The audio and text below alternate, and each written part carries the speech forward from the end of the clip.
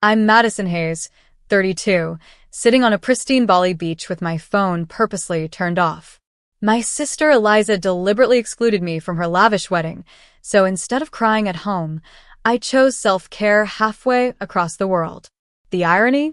Something was unraveling back home with her perfect day, while I was finally finding peace after years of family drama. Before I continue my story, let me know where you're watching from and consider subscribing if you've ever needed to choose yourself over toxic family situations. Trust me, what happened next changed everything. Growing up in suburban Boston, my childhood with Eliza seemed picture perfect from the outside. Our father Robert, a successful attorney, and our mother Catherine, a former teacher turned full-time homemaker, provided us with a beautiful colonial home, summer vacations to Cape Cod, and all the opportunities two girls could want. Eliza is 3 years younger than me, and as children, we were inseparable despite our different personalities. I was always the responsible one. My elementary school teachers called me mature beyond my years. While other kids were trading stickers and playing freeze tag, I was organizing my desk and helping classmates with their math problems. By high school, I was class president, honor society member, and the reliable daughter who never missed curfew. I planned my future meticulously, earned a scholarship to Cornell for architecture, and graduated with honors before landing a position at a prestigious Boston firm. Eliza was different. Where I was studious and measured, she was spontaneous and magnetic. She could talk her way out of anything with her bright smile and charming laugh. When she broke Mom's favorite vase playing indoor softball at age 9, she somehow ended up with ice cream as consolation for being upset about the accident. When she missed curfew in high school, she'd spin stories about helping a friend through a crisis that had our parents practically thanking her for being such a compassionate person. Madison, you could learn something from your sister about connecting with people, Mom would say, not realizing how those words stung. Not everything has to be so serious all the time. The pattern continued through college. While I worked part-time jobs to supplement my scholarship, Eliza changed majors 3 times at the expensive private university our parents fully funded. When she dropped out junior year to find herself, they supported her apartment while she explored various passions that never quite materialized into careers. My best friend Tara saw it clearly. We met during our first architecture job and quickly became close. She came from a family with similar dynamics. Your parents have created different sets of rules for you too, she observed one night as I vented about having to bail Eliza out of yet another financial emergency. They expect you to be the responsible one, but reward her for being dependent. Despite the frustrations, I loved my sister. When her dramatic relationship with Jeremy, her college boyfriend, imploded after she discovered his infidelity, I was the one who flew to Chicago to help her move out. When she lost her job at the gallery because she kept showing up late, I helped her update her resume and practiced interview questions with her. When she totaled her car and didn't have insurance, I loaned her money for a new one, money she still hasn't repaid. You're the best sister ever, Maddie, she'd say, using my childhood nickname that only she was allowed to use. I don't know what I'd do without you. And I believed her. I wanted to believe her. Because despite everything, those moments when Eliza showed genuine appreciation made me feel like the big sister I always tried to be. But those moments became increasingly rare as we moved further into adulthood. By the time we were both in our 30s, a clear pattern had emerged. Eliza created chaos, the family rallied around her, and I was expected to help clean up the mess while receiving little recognition for my stability. Your sister just feels things more deeply than most people, Dad would explain after particularly dramatic episodes. She's sensitive. You've always been the strong one. Being the strong one meant my own struggles were often overlooked. When I went through a devastating breakup with my boyfriend of 3 years, Mark, the family's sympathy lasted about a week before attention returned to Eliza's latest crisis. When I was passed over for a major promotion I had worked toward for years, my disappointment was met with distracted nods and quick changes of subject. Tara watched it all with growing concern. You deserve better than being the family afterthought, Madison, she would tell me. They take advantage of your reliability. I knew she was right, but family dynamics are hard to break. I kept showing up, kept being reliable, kept putting my feelings aside to maintain peace. Until the wedding that would change everything. Eliza met Trevor Blackwood at a charity gala our parents had dragged her to in hopes of introducing her to the right kind of people after her string of unsuccessful relationships. Trevor came from old money, ran a venture capital firm, and moved in elite Boston social circles. At 36, he was 8 years older than Eliza and carried himself with the confident authority of someone used to getting his way. "He's absolutely perfect," Eliza gushed during our weekly coffee date, flashing a massive diamond engagement ring that made heads turn at the cafe. "We're going to have the most amazing life together." The engagement came after only 4 months of dating, which immediately set off alarm bells for me. It wasn't just the rushed timeline that concerned me. During the few times I'd been around Trevor, I'd noticed how he subtly controlled situations. He ordered for Eliza at restaurants without asking what she wanted. He checked her phone when she received texts. He made small but cutting remarks when she expressed opinions different from his. "Are you sure this isn't moving too fast?" I asked carefully, trying to balance support with genuine concern. "You haven't known each other very long. When you know, you know," she replied dismissively. "Not everyone needs 3 years of dating and a pros and cons list like you and Mark did. And look how that turned out." The barb stung, but I let it go. This pattern had played out countless times before. My practical concerns were dismissed as jealousy or overthinking. Our parents were ecstatic about the engagement. Trevor represented everything they had hoped Eliza would find: financial security, social status, and the promise of stability. They immediately began talking about the wedding as if it were a royal affair. "The Blackwoods know the governor," Mom mentioned repeatedly. "They summer in the Hamptons with celebrities." Initially, I was included in the wedding planning by default. Eliza asked me to be her maid of honor during a family dinner, making a show of the moment with a small gift box containing a custom bracelet engraved with sister, friend, maid of honor. "No one else could stand beside me on the biggest day of my life," she said, tears in her eyes that seemed genuine. For a few weeks, things were like they had been when we were children. We spent weekends browsing bridal magazines, creating Pinterest boards, and visiting potential venues. It felt like a reconnection, and I allowed myself to hope that this shared experience might heal some of the fractures in our relationship. Then Trevor's mother, Patricia, entered the picture. A formidable woman with impeccable social credentials and strong opinions, she quickly took control of the wedding planning. The intimate vineyard ceremony Eliza and I had discussed transformed into a 300-person extravaganza at Boston's most exclusive hotel. The simple, elegant dress designs Eliza had favorited were replaced by a custom designer gown with a price tag that made my eyes water. "Trevor's family has a certain standard to maintain," Eliza explained when I expressed surprise at the growing grandeur of the plans. "This isn't just about us. It's about 2 families joining." As the plans evolved, my role began to diminish. Patricia hired a professional wedding planner who dismissed my suggestions with thin smiles. Eliza began scheduling dress fittings and cake tastings without telling me until after they happened. When I offered to plan the bridal shower, I was informed that Patricia had already arranged for it to be held at her country club with a guest list I had no input on. Meanwhile, I was noticing more troubling signs in Eliza's relationship. At a family dinner 2 months before the wedding, Trevor openly criticized Eliza's choice of appetizer as fattening, saying, "We need to make sure you fit into that dress, darling." Instead of objecting, Eliza merely pushed the plate away with a nervous laugh.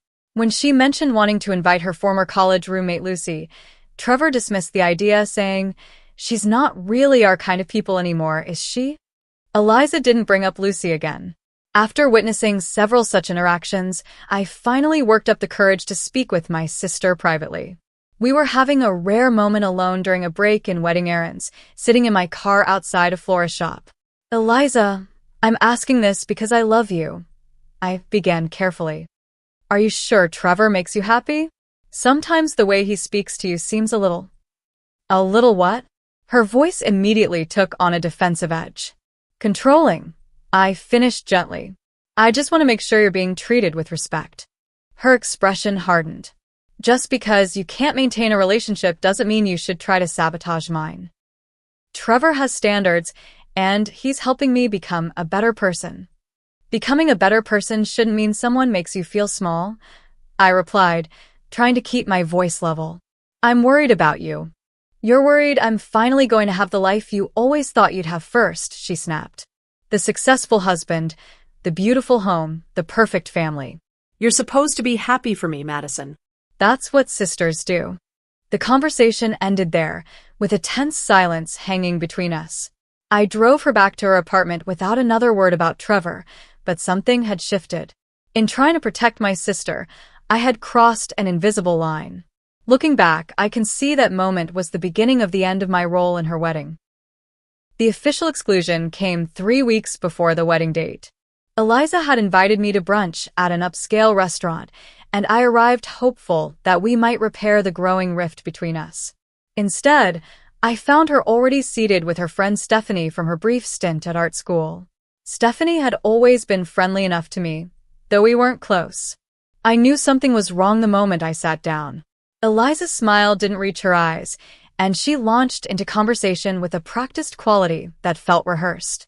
Madison, I wanted to talk to you about the wedding, she began after the waiter took our drink orders. Things have gotten so complicated with the planning and with Trevor's family's expectations. I've noticed, I said cautiously. Is there something I can help with? Actually, it's about your role, she continued, stirring her water with a straw rather than meeting my eyes. I've been thinking that being maid of honor might be too much pressure for you with your work schedule and everything else you have going on. My stomach dropped. I've made time for everything so far. I've rearranged client meetings and worked weekends to be available. I know, but... Eliza glanced at Stephanie, who gave her an encouraging nod. Stephanie and I have reconnected so much during this process, and she really understands the vision I have for the wedding. So I've asked her to step in as maid of honor. The words hit me like a physical blow. You're replacing me? As your maid of honor?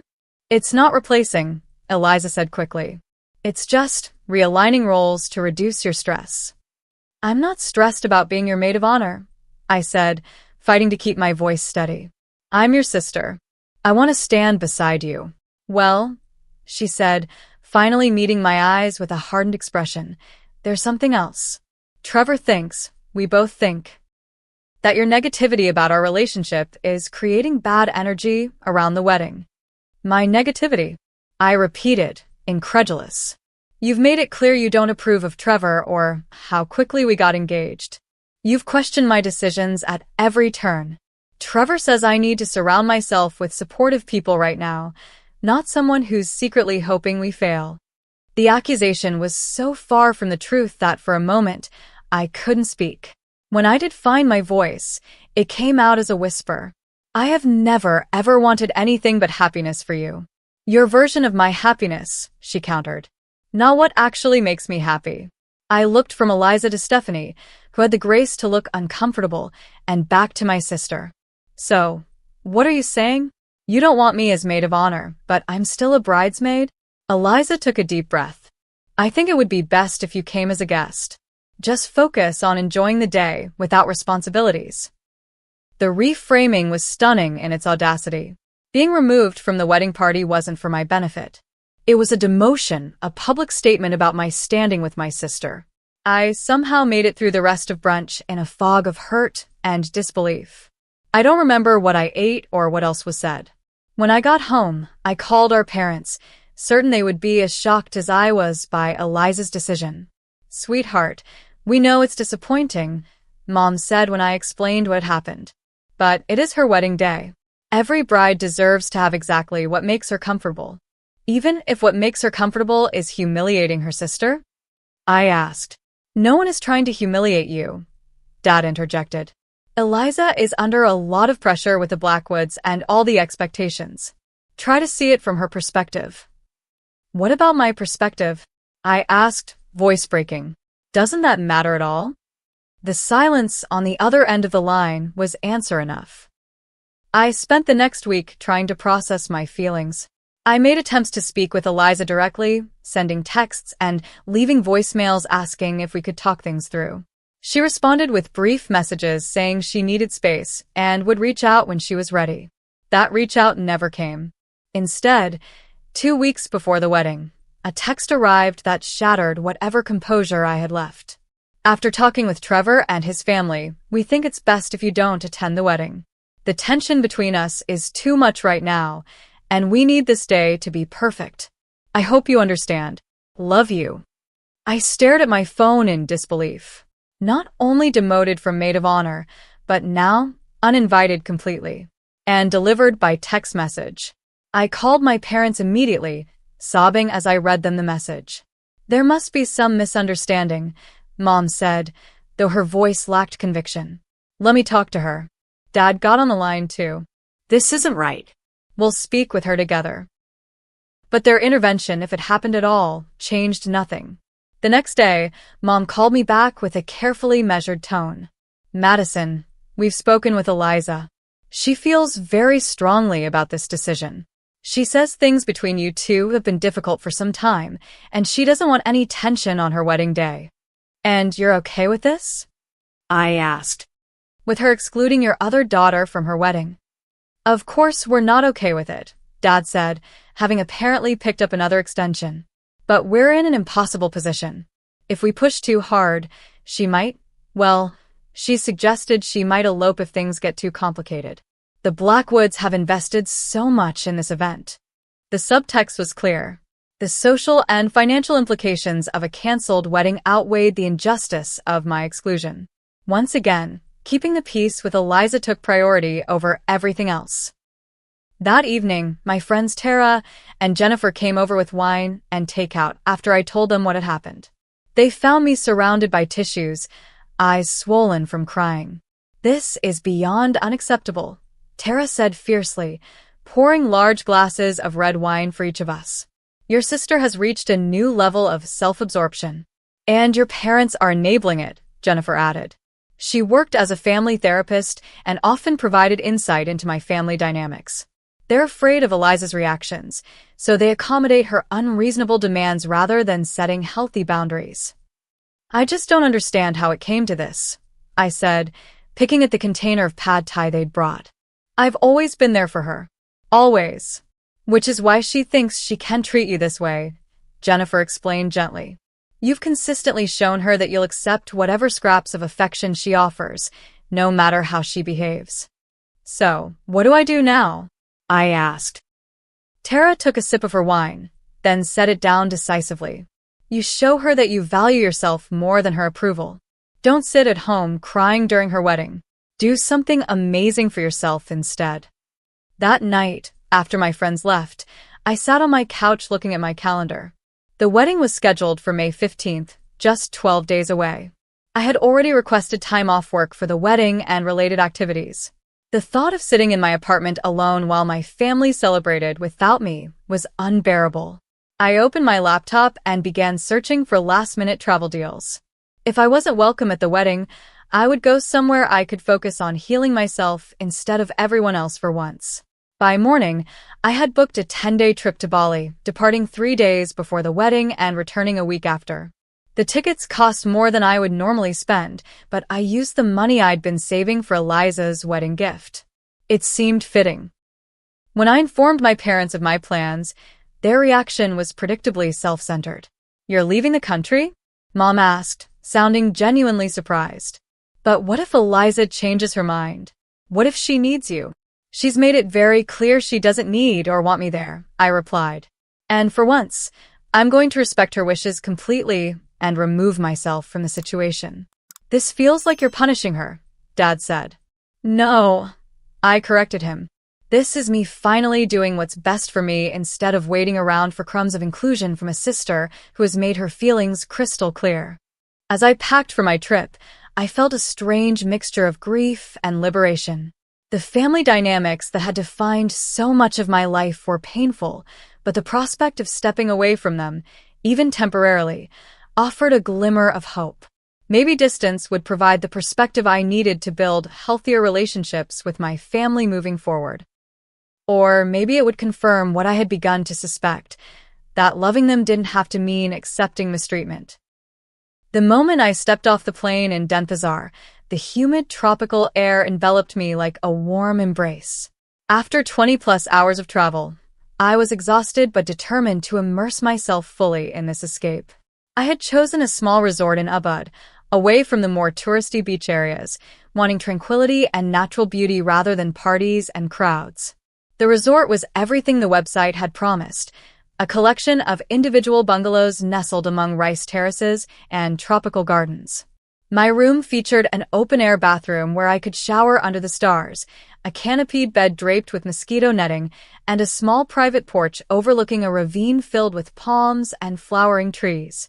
On my first morning, I woke to the calls of unfamiliar birds and the distant sound of a gamelan orchestra practicing. For several minutes, I lay still, listening to these new sounds, watching sunlight filter through the wooden slats of my bungalow. Then I reached for my phone out of habit, only to pause with my hand hovering over it. I had told my parents how to reach my hotel in case of a genuine emergency, but I had decided before leaving that I would turn off my phone for the duration of my stay. No social media updates about the wedding. No potential messages from family members questioning my decision to leave. No work emails to pull me back into my regular responsibilities. With a decisive motion, I powered down the phone and placed it in the room safe. The small action felt monumental, as if I were cutting a cord that had always tethered me to others' expectations. At breakfast in the resort's open-air restaurant, I sat alone with my coffee and fruit plate, watching other travelers and trying to imagine their stories.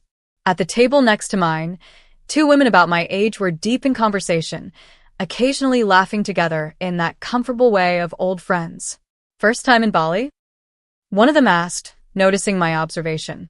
"Is it that obvious?" I smiled. "You have that wonderful wide-eyed look," she said.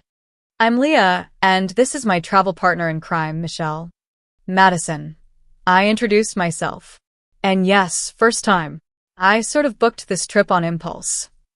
"Those are often the best kind," Michelle said, raising her coffee cup in a toast. "Spontaneous decisions lead to the best adventures."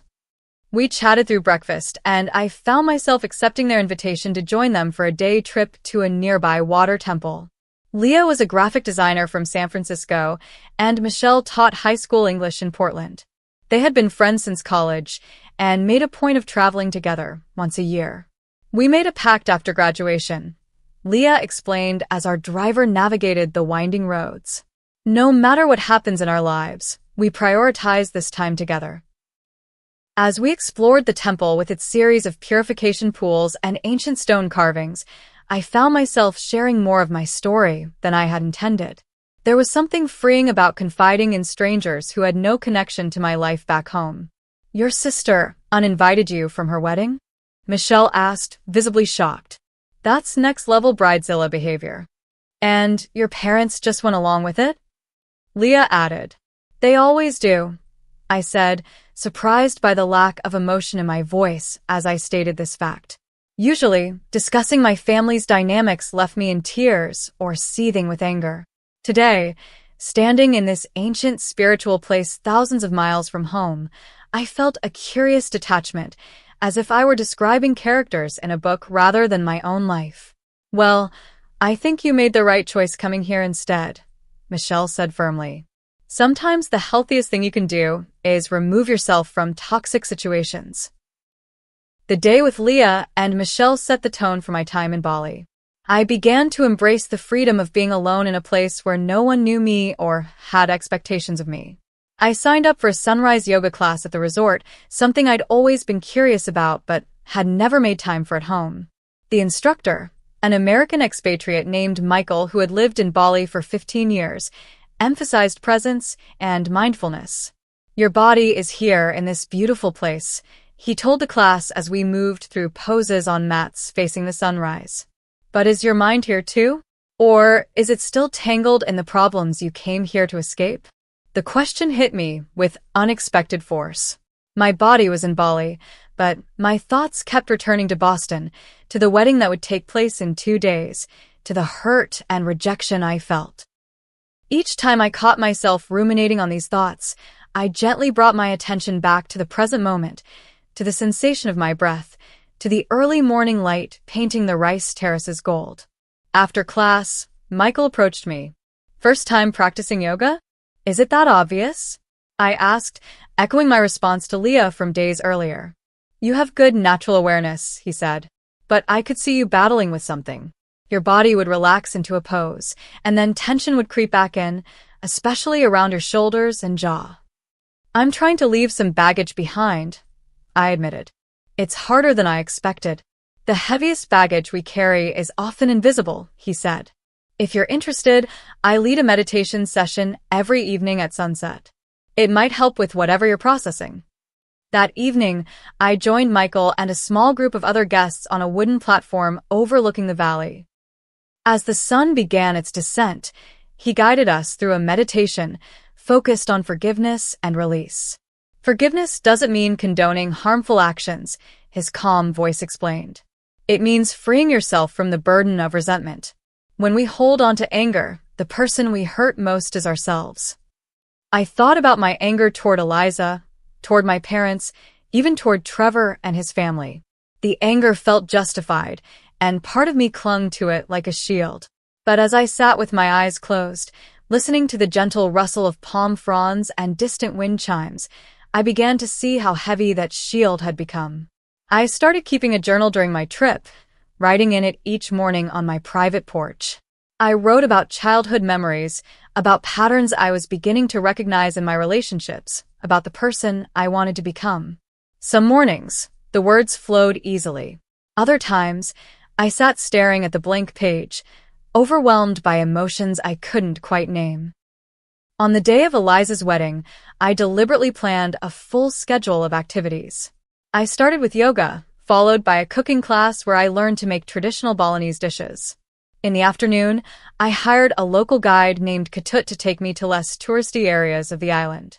Ketut was in his 60s, with a weathered face and gentle manner. As he drove me through small villages and past family compounds, he shared stories about Balinese culture and his own family. "In Bali, family is everything," he explained, "but not in the way Westerners often think. Here, we believe in strong bonds, but also in spiritual balance. If one person takes too much, harmony is disturbed." "What happens when there's no harmony?" I asked. "Then we perform rituals to restore balance," he said simply. "Sometimes that means giving more to those who have received less. Sometimes it means setting new boundaries." That evening, I attended Michael's meditation session again. As we focused on letting go, I found myself overcome with emotion. Tears streamed down my face as I released not just the recent hurt of Eliza's wedding exclusion, but years of accumulated pain from always being the responsible one, the reliable one, the one whose feelings came last. Later, alone in my bungalow, I made a decision. My original plan had been to return to Boston a week after the wedding. Instead, I called the front desk and extended my stay by 3 days. The thought of returning immediately to the aftermath of the wedding, to potential family drama and questions, felt overwhelming. I needed more time in this place that was already beginning to heal something long broken inside me. The next morning, I joined Leah and Michelle for breakfast again. They were leaving the following day, and we wanted to say proper goodbyes. "So the wedding happened yesterday," Leah said carefully. "How are you feeling?" "Surprisingly okay," I answered, realizing as I said it that it was true. I spent the day completely present here, not wondering what was happening back home. "That's progress," Michelle smiled. "Are you still keeping your phone off?" "Completely off and locked away," I confirmed. "I'll turn it back on when I'm ready to face whatever's waiting." "Just remember," Leah said, squeezing my hand across the table, "whatever drama is happening there doesn't diminish your worth. The way your family treats you isn't a reflection of who you are." As we hugged goodbye later, I felt immense gratitude for these temporary friends who had shown me more understanding in a few days than my family had in years. Their validation of my feelings and choices strengthened my resolve to maintain the boundaries I was beginning to establish. My remaining days in Bali passed in a blend of exploration and reflection. I visited ancient temples, hiked to a hidden waterfall, and spent quiet evenings reading books I downloaded before turning off my phone. With each day, I felt lighter, more centered, more confident in my decision to prioritize my own well-being. On my final evening, I sat with Michael after the meditation session, watching as darkness settled over the valley and tiny lights from villages appeared like earthbound stars. "You seem different from when you first arrived," he observed. "I feel different," I acknowledged.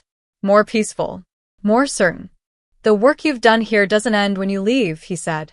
"The challenges will still be waiting, but you'll face them with new awareness." "I'm not looking forward to turning my phone back on," I admitted. "I know there will be messages, probably angry ones." "Remember that you can respond to others with compassion while still maintaining your boundaries," he advised. "The path of least resistance isn't always the path of growth." As I packed my bags that night, I felt a complex mixture of emotions. Sadness at leaving this beautiful place that had become a sanctuary. Anxiety about what awaited me at home. But underlying these feelings was a newfound strength and clarity. Whatever had happened during the wedding, whatever family drama was unfolding, I would face it as a different person than the one who had fled Boston 2 weeks earlier. What I didn't know then was just how dramatically things had fallen apart in my absence, or how desperately my family had been trying to reach me. While I was finding peace in Bali, a very different scene was unfolding back in Boston. I would learn the details later, pieced together from multiple perspectives, but the wedding that had been planned with such precision and expense was imploding in spectacular fashion. 2 days before the ceremony, Eliza and Trevor had a catastrophic argument during the rehearsal dinner. What began as a disagreement about seating arrangements escalated quickly when Trevor's best man Jackson made an ill-timed joke about Trevor's previous close calls with marriage. Eliza, who had been told Trevor had only one serious relationship before her, demanded an explanation. "It was nothing," Trevor insisted in front of their gathered families. "Jackson has an inappropriate sense of humor." But the damage was done. That night in their hotel suite, Eliza pressed for answers. According to what she later told our mother, Trevor initially dismissed her concerns, then became defensive when she wouldn't let it go. "Why are you so insecure?" he reportedly demanded. "This is exactly why I didn't tell you everything. You overreact to everything." The argument might have blown over if Trevor's phone hadn't chimed with a text message just then. When he lunged to keep Eliza from seeing it, her suspicions deepened. She grabbed the phone and discovered a message from someone named Andrea referencing a shared bank account that needed attention. "Who's Andrea?" Eliza demanded. "And what bank account?" The truth came tumbling out in ugly fragments. Trevor had significant financial problems he'd hidden from Eliza. His venture capital firm had made several bad investments and was hemorrhaging clients. The lavish lifestyle he projected was increasingly funded by debt. Andrea was not a lover, as Eliza initially feared, but his financial advisor who had been helping him conceal the extent of his troubles, including from his own family. "You lied to me about everything," Eliza said, according to what she told our parents later. "Your business, your finances, your past." "I didn't lie," Trevor insisted. "I just didn't share every detail. And none of this would be an issue if you weren't so concerned with status and appearances." "Me concerned with appearances?" Eliza shot back. "You're the one who insisted on a wedding we apparently can't afford so you could impress your family and business associates." The argument raged into the early morning hours.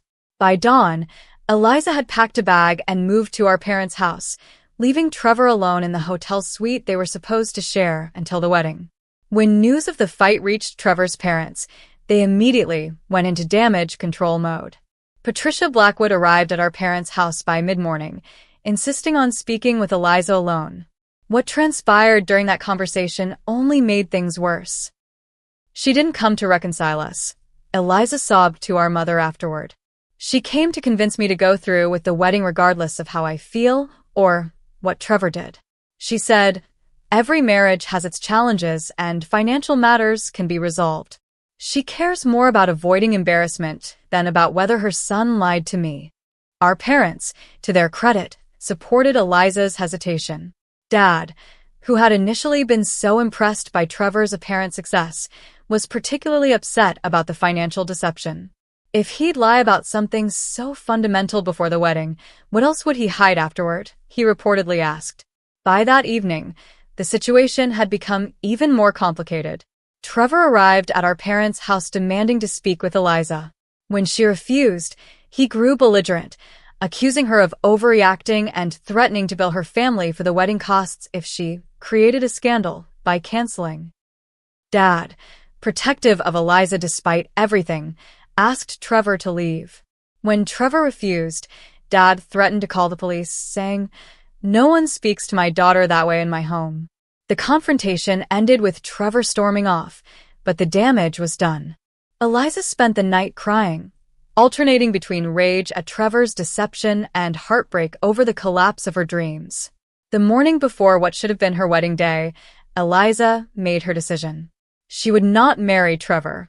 With shaking hands, she called the wedding planner and asked her to notify the guests that the ceremony was canceled. The planner, who had witnessed countless wedding day dramas, tried to suggest postponement rather than cancellation.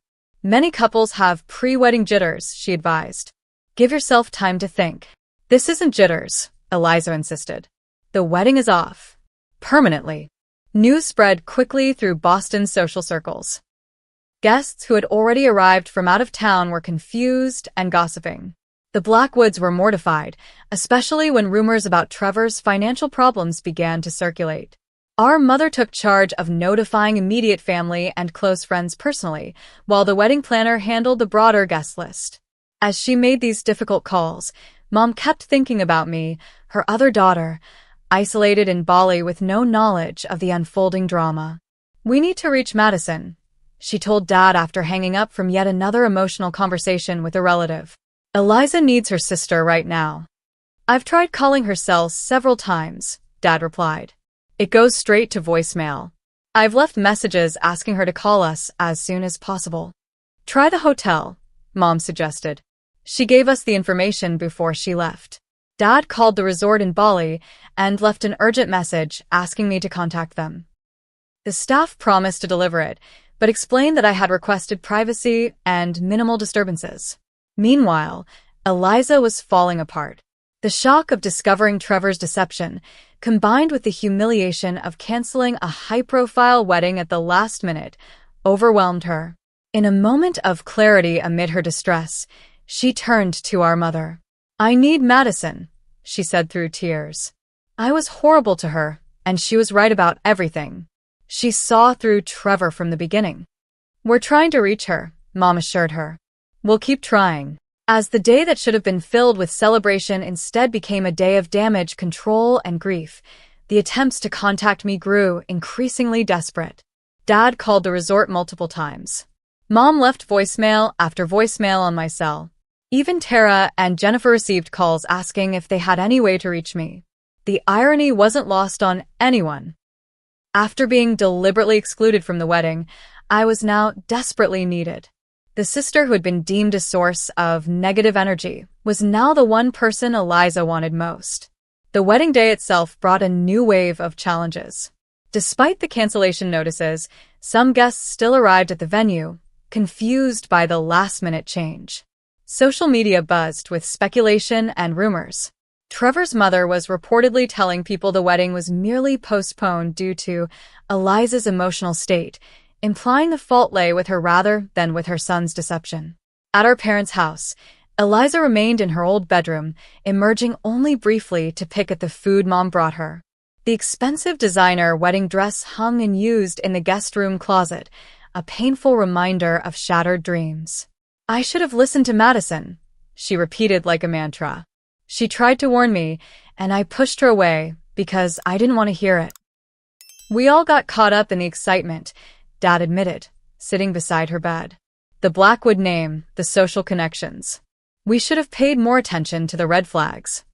As evening fell on what should have been Eliza's wedding night, our parents sat in their living room, emotionally exhausted from the day's events. "Do you think Madison is avoiding our calls deliberately?" Mom wondered. After how things were left, I wouldn't blame her. "No," Dad said after consideration. "She said she was turning off her phone completely during the trip. It's probably still off. And if the resort staff haven't given her our messages, she has no way of knowing what's happened. When she does find out, Mom said quietly, I hope she can forgive us. We should have stood up for her when Eliza uninvited her. We failed her. We've failed both our daughters in different ways, Dad acknowledged. With Eliza, we never set proper boundaries or expectations. With Madison, we took her strength and reliability for granted. This recognition, though belated, marked the beginning of a shift in my parents' understanding of their role in our family's dysfunctional patterns. As they continued trying to reach me in Bali, they also began the difficult process of examining their own actions and choices. Meanwhile, I remained blissfully unaware, enjoying my final days in paradise, sleeping peacefully in my bungalow while my family frantically tried to reach me across the world. On my last morning in Bali, I sat on my private porch watching the sunrise one final time. The past 2 weeks had transformed me in ways I was still discovering. I felt centered, calm, and clear about the boundaries I needed to establish going forward. The time had come to reconnect with the world I had left behind. With a deep breath, I retrieved my phone from the room safe and turned it on. The device vibrated continuously for nearly a minute as notifications flooded in.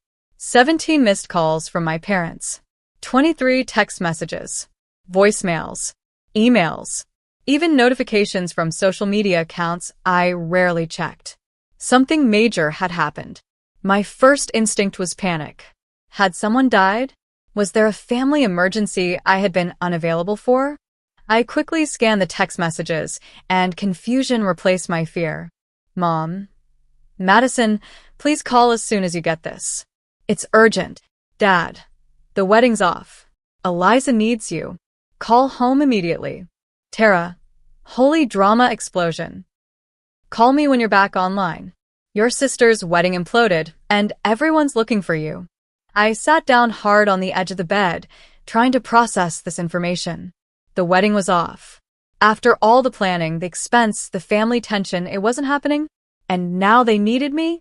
Part of me, a small vindictive part one wasn't proud of, wanted to ignore the messages.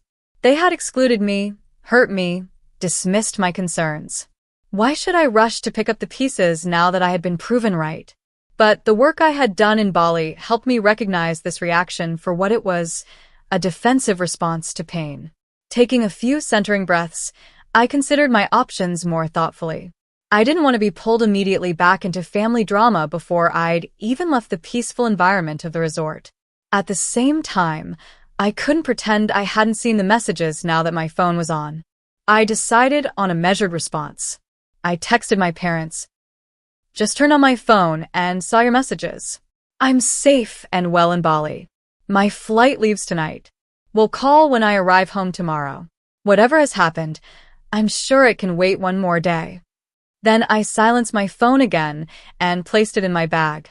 I had one more day in the sanctuary, and I intended to be fully present for it. Later that morning, I ran into Leah by the pool. She and Michelle had extended their stay and were leaving the same day as me. You turned your phone back on, didn't you? She asked, noting my distracted expression. Briefly, I admitted. Apparently my sister's wedding didn't happen, and now everyone's frantically trying to reach me. Ironic, Leo observed. After they uninvited you. Very. What are you going to do? I told them I'd call when I get home, I said. I'm not rushing back into the middle of whatever drama is happening before I'm ready. Good for you, Leah said approvingly. Setting boundaries doesn't mean you don't care. It means you care about yourself too. The long journey home gave me plenty of time to think. What could have happened to derail the wedding at the last minute? Was it Trevor's doing or Eliza's? And why was I suddenly so needed after being explicitly told my presence wasn't wanted? By the time my plane touched down in Boston, I had decided on my approach. I would listen to what had happened, but I would not immediately jump in as the family fixer. Whatever crisis had occurred, I needed to maintain the boundaries I had established for myself in Bali. After clearing customs and collecting my luggage, I found a quiet corner of the airport and called my parents. Mom answered on the first ring. Madison, are you home? We've been so worried. I just landed, I said. What happened with the wedding? The story came tumbling out in a rush, with Dad joining on another extension. Trevor's financial deception. The explosive fight. Eliza's decision to cancel. The social fallout. Throughout the explanation, they repeatedly emphasized how Eliza had been asking for me. She needs you, Madison, Mom concluded. She keeps saying you were right about him all along. I'm sorry she's hurting, I said carefully. But I need to go home and rest after traveling for 24 hours.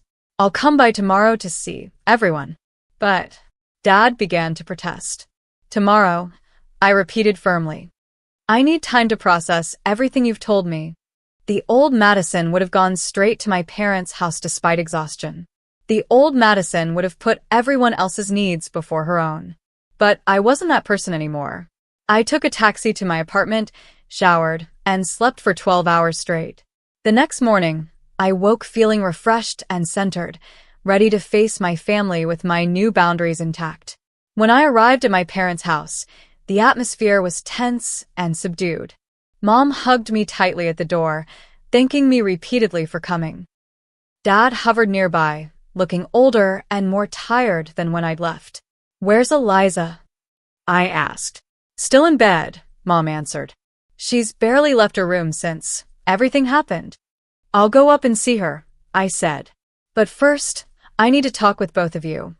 We sat in the living room, the same room where countless family discussions had taken place over the years. This time, however, I was determined that my voice would be truly heard. Before we focus completely on Eliza, I need to address what happened before I left. I began. You both allowed her to exclude me from her wedding without any real consequence. You prioritized her feelings and the social implications over the hurt she caused me. Madison, we know we handled it badly, Dad said, looking genuinely remorseful. We should have stood up for you. Yes, you should have, I agreed. And I need you both to understand something clearly. I love you, and I'm here now because I care about this family. But things need to change. I won't be taken for granted anymore. I won't be the reliable one who's expected to put her own feelings aside whenever Eliza creates a crisis. Mom's eyes filled with tears. We never meant to make you feel unimportant. I know you didn't mean to, I said more gently. But intent and impact are different things. The impact was that I felt my worth in this family was less than Eliza's. That stops now. They both nodded, looking somewhat shell-shocked by my directness. The old Madison would have softened her stance immediately, would have reassured them that everything was okay. The new Madison held firm. I'm going to go see Eliza now, I said, standing up. But remember, I'm setting new boundaries. I'll support her as her sister, but I won't fix this for her. I made my way upstairs to Eliza's old bedroom, knocking softly on the door. Go away, Mom, came the muffled response.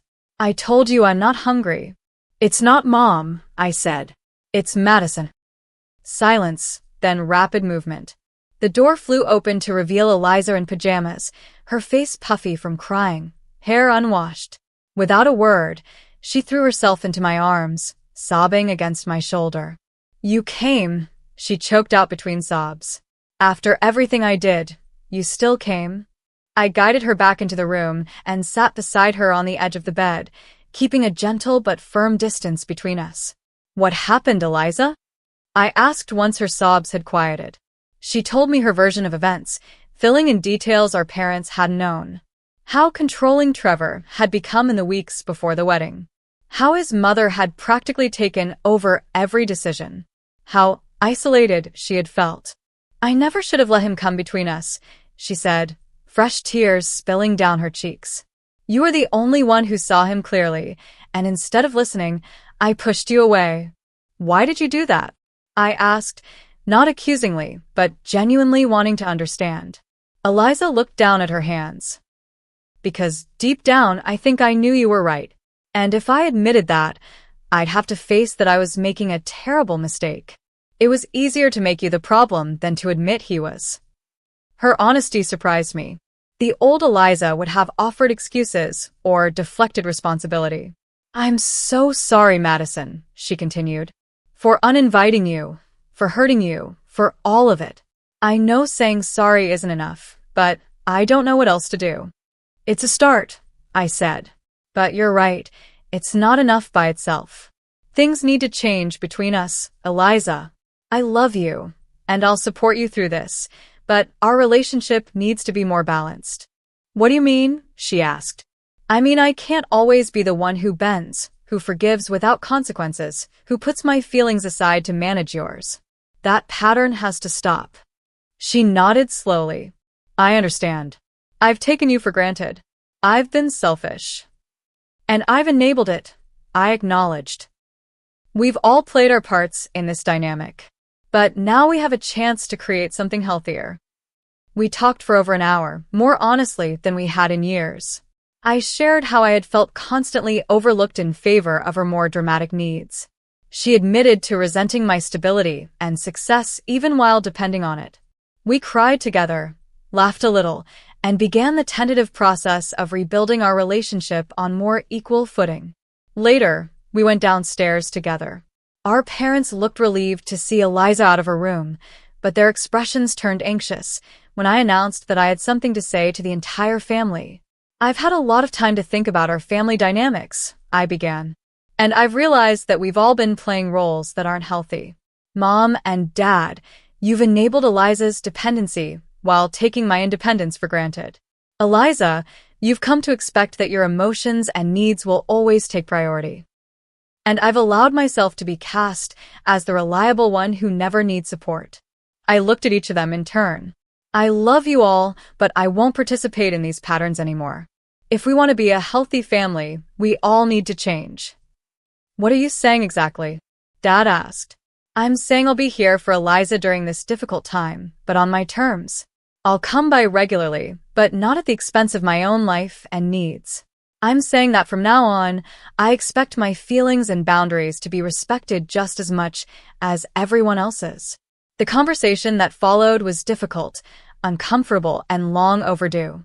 There were tears, defensive moments, and painful recognitions.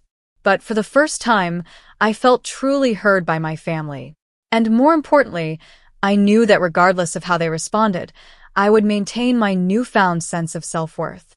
As I drove home that evening, I felt both emotionally drained and strangely peaceful. The road ahead with my family wouldn't be easy. Old patterns don't change overnight. But I had taken the crucial first step by standing up for myself and naming the dysfunctional dynamics that had shaped so much of our lives. Whatever happened next, I knew I would face it with the strength and clarity I had discovered in Bali.